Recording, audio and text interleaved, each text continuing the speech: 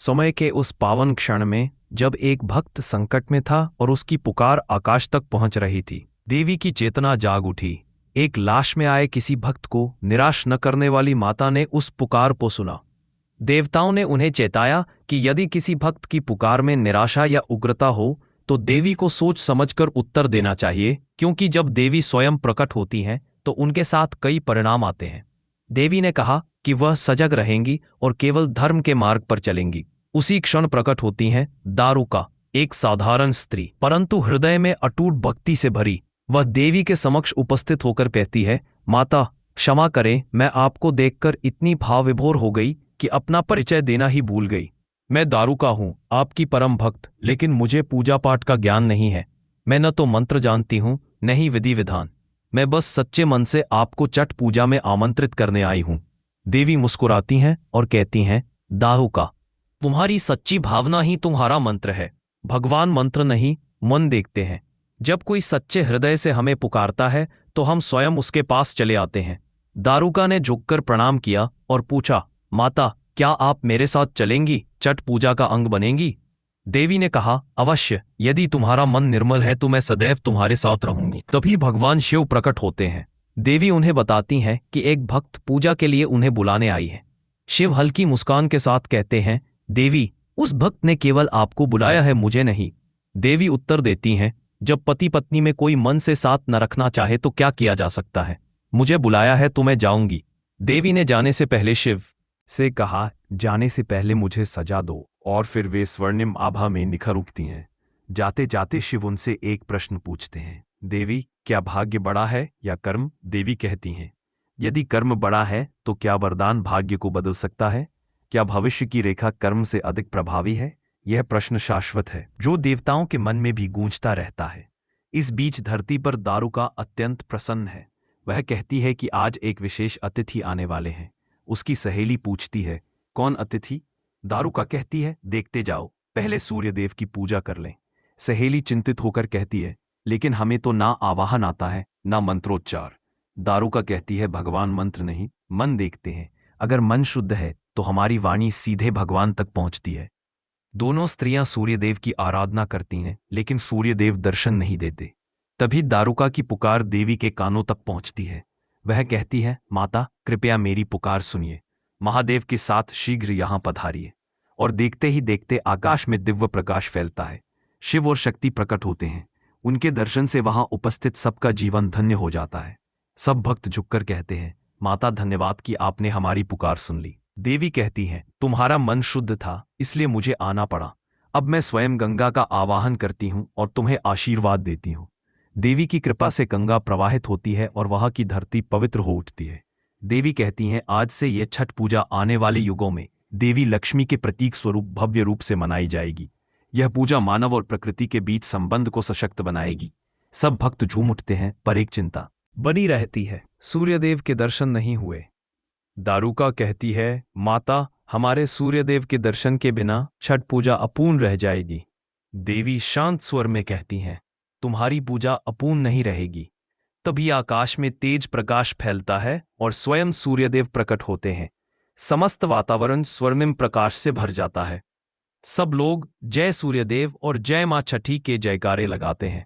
देवी, महादेव और सूर्यदेव की आरती आरंभ होती है। दारुका हाथ जोड़कर कहती है, माता, महादेव, सूर्यदेव, कृपया हमारा भोग स्वीकार करें। देवी मुस्कुराती है और कहती है, तुम सबके प्रेम में इतनी पवित्रता है कि हम इसे अस्वीकार नहीं कर सकते। सब भक्त देवी देवताओं के साथ भोजन ग्रहण करते हैं। यह दृश्य स्वर्गिक बन जाता है। देवी कहती है, दारुका, आज तुम्हारे कारण समस्त मानव जाति का जीवन धन्य हो गया। तुम्हारी सच्ची भावना ने यह सिद्ध किया कि भक्ति कर्म से बड़ी होती है। दारुका नम्र होकर कहती है, माता क्या मुझे फिर आपके दर्शन का अवसर मिलेगा? देवी उत्तर देती है, जब भी मन से पुकारोगी मैं प्रकट हो जाऊंगी। दारुका नतमस्तक होकर कहती है, धन्यवाद माता।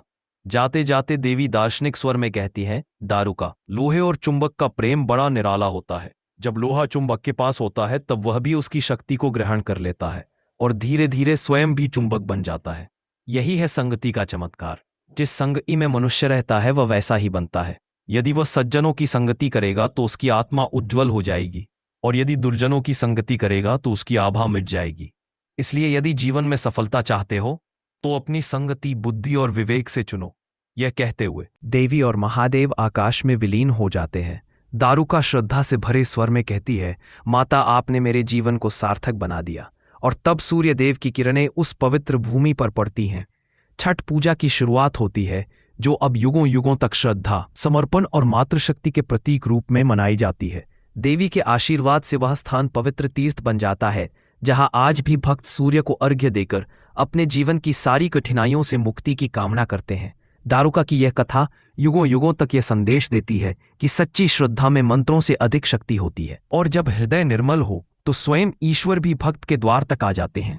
इस प्रकार देवी के आशीर्वाद से छठ पूजा का प्रारंभ हुआ, जिसने मनुष्य और प्रकृति के बीच अटूट संबंध स्थापित किया, जहां सूर्य, जल और धरती सभी के प्रति कृतज्ञता प्रकट की जाती है। और इस कथा के अंत में शिव कहते हैं, अब मैं स्वयं अपनी शक्ति को लेने जा रहा हूं, मैं आ रहा हूं गौरी।